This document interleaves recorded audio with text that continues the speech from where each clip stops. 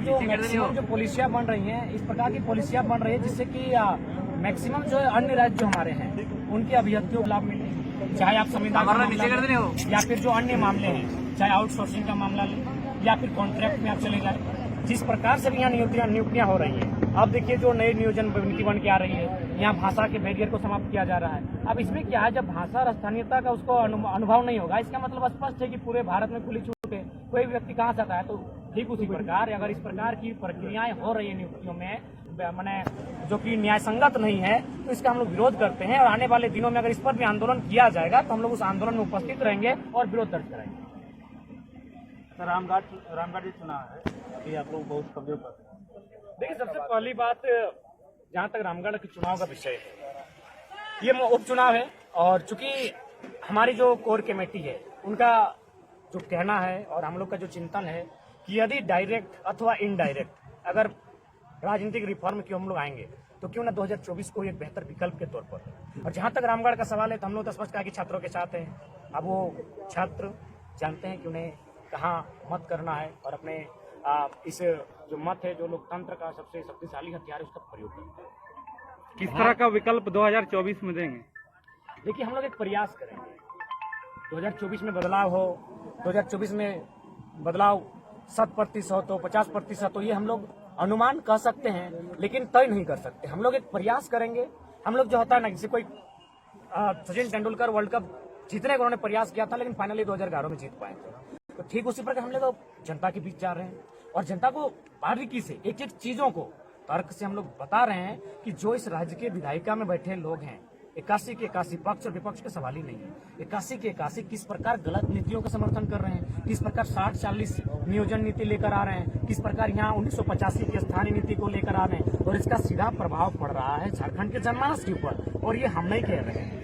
यदि इस राज्य में, इस राज्य के हितार्थ के लिए अगर पॉलिसी नहीं बनती है तो आने वाले कुछ वर्षों में यह राज्य अपने अस्तित्व से समाप्त हो जाएगा। उसका उदाहरण हम देंगे। चूंकि हम धनबाद जिला से आते हैं, धनबाद जिला में आज से 20 वर्ष पूर्व जब मेरा एक भाई थे, उनका जब विवाह में हम लोग बेलाटाण गांव गए थे तो वहाँ बहुत गांव थोड़ा अंदर था और हम लोग जब आज जाते हैं तो वहाँ काफी संख्या में अन्य राज्यों के लोग बस चुके हैं। बसे हैं वो अलग विषय है, वहाँ क्या है, उनके पास वोटर ID है, उनके पास राशन कार्ड है, उनके पास आधार कार्ड है और वो भी हम नहीं कह रहे कि नहीं होना चाहिए। उनका यहाँ के बाद यही सेम कागज जो आज झारखंड में है उनके राज्यों में भी है। यानी वे लोग क्या कर रहे हैं, जो की बात कही गई है, मेरा हिसाब से झारखंड की जो परिस्थिति है, ग्राम सभा और मुखिया द्वारा सत्यापित करना कहीं ना कहीं उचित नहीं होगा। इसलिए नहीं होगा कि बहुत सारे जो अन्य राज्यों के हैं, अन्य देशों के लोग हैं, वो यहाँ पर काबिज हुए हैं और काबिज हुए ही नहीं है, वो लगभग कम से कम जो विधानसभा से छोड़ ही देते हैं, बहुत सारे पंचायतों में वो मुखिया बने हैं। अगर वहाँ पर भूमिहीन का मामला आएगा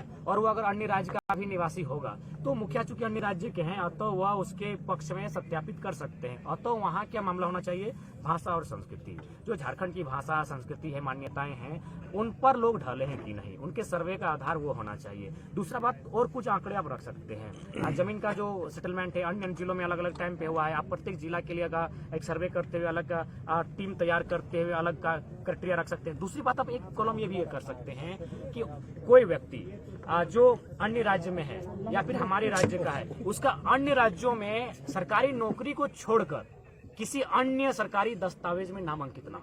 सरकारी नौकरी चूंकि झारखंड के लोग भी उड़ीसा में करते हैं, कुछ लोग बिहार में करते हैं, तो सरकारी नौकरी के अलावा अगर किसी भी प्रकार के दस्तावेज में अगर झारखंड के किसी व्यक्ति का अन्य राज्यों में नामांकित है तो उसे निरस्त माना जाएगा। किसी भी प्रकार के किसी भी सरकारी दस्तावेज में जो आधार बनता है, झारखंड के किसी भी व्यक्ति का अन्य राज्य में नामांकित नहीं होना चाहिए सरकारी नौकरी को छोड़कर। तो अगर बैठकर थोड़ा सा दिमाग को कूल कर थोड़ा सा चीनी और दही खाकर अगर ये लोग बैठकर नियम बनाए तो बड़ा सुंदर नियम बनेगा। लेकिन इनको बहुत जल्दबाजी है, इनको थोड़ा सा, चूंकि इस समय सरकार डमाडोल में थी, ईडी का चक्कर चल रहा था, इसीलिए धां से 32 लेकर आ गए। अरे नहीं होता है बाबा। अंतिम प्रश्न कि आज दूसरे को भी दे तो 1932 का लागू कर पाएगी अपने कार्यकाल में?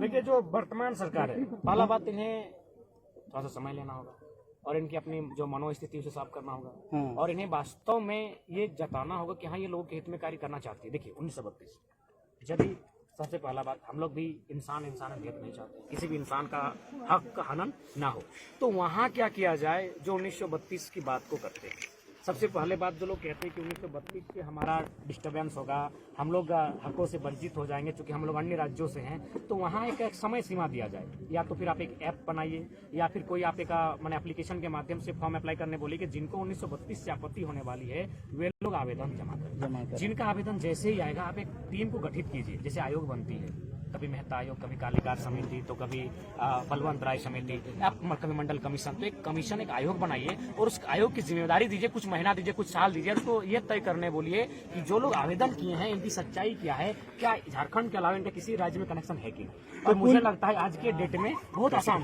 आज के डेट में मुझे लगता है एक इंसान के बारे में जान लेना बहुत आसान है। नेटवर्क का जमाना है, ऑनलाइन का जमाना है, मोबाइल का जमाना है। आज के डेट में इंसान अगर जंगल में भी है, जो अगर मैंने शायद उसके बारे में भी आपके पास डाटा है, तो डाटा आज बहुत अवेलेबल है। आप आसानी से जान सकते हैं कि जो लोग 32 के विरोध में है कितनी सच्चाई है। तो कुल मिला के 1932 के आधार पर स्थानीय नीति। इस बार हमने चूंकि उपचुनाव है, हमने रामगढ़ की जनता पर ही छोड़ा है, क्योंकि हमको भी लगता है कि अभी हम लोग अब एक उपचुनाव में अपनी ऊर्जा को हम लोग व्यस्त नहीं करें। चुनाव से पहले आप लोग बोले कि हम हजारों छात्रों के साथ हैं। हाँ, तो लेकिन अगर छात्र एक हो जाते हैं तो किसी एक छात्र के चुनाव में हम लोग प्रचार में भी सामने आ जाते हैं। लेकिन छात्र चूंकि काफी ज्यादा संख्या में है, तो हम लोग इंटरनेशनल में से छात्रों को दिए हैं कि आप लोग को जो अच्छा लगे चुनाव की एक रात में खेला। अभी कुछ बात पहले बोले अटैची की, और 2024 जो चुनाव है उसमें भी अटैची की बिल्कुल अटैची रहेगी। तो आप लोग कैसे फेस करेंगे? हम लोग विचारधारा से ही फेस कर पाएंगे, और हम लोग अभी तो उपचुनाव में विचारधारा से नहीं चल रहा है आप लोग का। हाँ, कहीं ना कहीं जितने भी उपचुनाव हुए हैं उनमें विचारधारा हावी नहीं रही।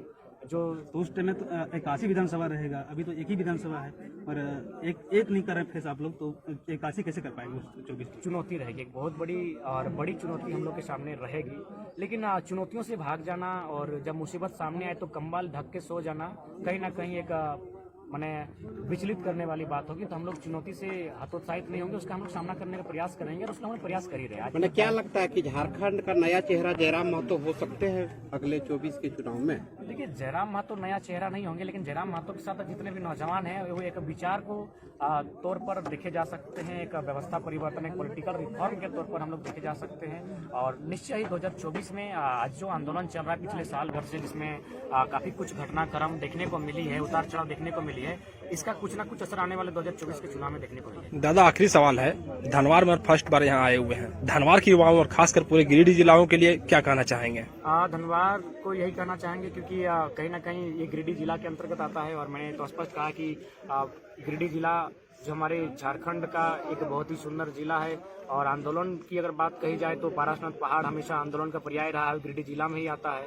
तो गिरिडीह जिला के नौजवानों को यही संदेश देना चाहेंगे कि आंदोलन में इनकी भूमिका हो। हालांकि ये आंदोलन भले धनबाद बोकारो के कोयलांचल की माटी से इसका आगाज हुआ है, लेकिन गिरिडीह ने भी इसको बहुत समर्थन किया है, और ये धीरे धीरे स्टार्टिंग में डुमरी तक पहुंचा, पीरटांड, बगोदर, सरिया, बिरली और आज राजधनवार तक आया है। ये देवरी, तीसरी, गांवा, गांडे तक जाने में भी देर नहीं लगेगा, क्योंकि जो होती है आइडियाज जो होते हैं उनको समय नहीं लगता है फलने फूलने में। आइडिया कहीं ना कहीं सकारात्मक है।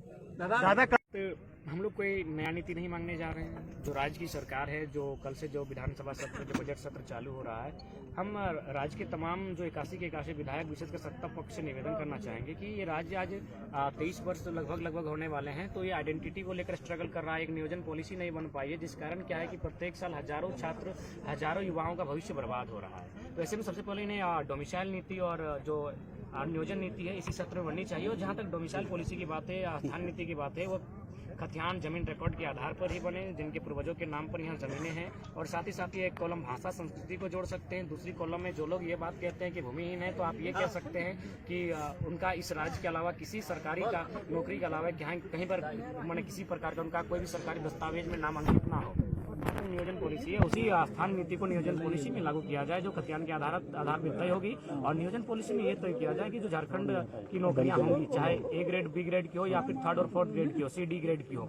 सी और डी ग्रेड हो उसमें लगभग 90 से 85% रिजर्व किया जाए झारखंडियों के लिए, और जो ए और बी ग्रेड की हो उसमें कम से कम 75% हो। और साथ ही साथ जो प्रत्येक मैं तो कहना चाहूंगा कि प्रत्येक हो सके तो जिला स्तरीय भाषाओं को ऐड किया जाए। अगर किसी पलामू में बराबर पलामू पर मंडल में लेकर विवाद आता है, तो सिर्फ पलामू मंडल के जो भी अभ्यर्थी हैं उनको आप देखें, अगर उनकी भाषाओं में अगर तालमेल नहीं बैठता है, तब वहाँ के लिए सिर्फ उसी ब्लॉक के जो अभ्यर्थी उसी प्रमंडल के जो अभ्यर्थी आवेदन करेंगे उसको आप हिंदी को तरजीह दे सकते हैं। बाकी जैसा जिला है उस जिला के आधार पर जो स्थानीय भाषा है, जो जनजातीय भाषा है, जो लोकल भाषा है, उनके आधार पर। और प्रयास ये भी किया जाए, चूंकि देखिए आखिर नौकरी कोई क्यों करता है, इसीलिए अपने परिवार के लिए तो उसको एक ऐसे स्थान पर नियुक्त किया जाए जहां उसकी भाषा भाषी के लोग हैं, ताकि उससे क्या हो कि उसको भी समस्या ना हो, और जहां पर वो पदस्थापित हुआ है वहां भी। और देखिए, लोकल भाषा को अगर हम लोग ऐड करते हैं, आज अगर एक बहुत ही इम्पोर्टेंट बात हम कहेंगे, आज अगर हमारी भाषाएं नष्ट हो रही हैं, आज अगर हमारी भाषाएं विलुप्त हो रही है, हम खुद की बात करते हैं, मैं अंग्रेजी से पीएचडी कर रहा हूँ, तो इसलिए नहीं कि मैं अंग्रेजी से पीएचडी कर लूंगा तो लोग हमारे लिए तालियां बजाएंगे या फिर लोग हमारा सम्मान करेंगे या फिर लोग हमें बैठने के लिए देंगे। इसलिए कर रहे हैं कि इंग्लिश में स्कोप है, इंग्लिश में नौकरियां हैं, इंग्लिश से मेरा पेट भरेगा, दूसरा कोई बात नहीं। हम कोई बड़ा नहीं बन जाएंगे इंग्लिश से पीएचडी करने के बाद। इंग्लिश में स्कोप है, इंग्लिश में चांसेस ज्यादा है, 2 पैसा कमाने का चांस ज्यादा है, इसीलिए इंग्लिश से पीएचडी कर रहे हैं। तो ठीक उसी प्रकार यदि रोजगार को भाषा से जोड़ा जाए तो उससे क्या चांसेस होगा कि भाषाएं खत्म भी नहीं होंगी और एक अच्छा विकल्प भी बन जाएगा और एक बैरियर बनेगा अन्य राज्यों के लिए कि अन्य राज्यों के लोग आसानी से यहाँ प्रवेश नहीं करेंगे। अब मान के चलिए, आप वीडियो के लिए तो प्रतिबंध नहीं लगा सकते हैं कि वीडियो आपका अगर धनवार का है तो धनवार का ही हो, ये नहीं लगा सकते। लेकिन जैसे ही कोई वीडियो बने आप वहां ट्रांसलेटर लगा सकते हैं कि धनवार में कौन सी भाषा बोली जाती है, ट्रांसलेटर लगा सकते हैं। और जब ट्रांसलेटर वहां लगेगा तो 110% वो जो नौकरी जाएगी किसी धनवार के ही बेटे को जाएगी।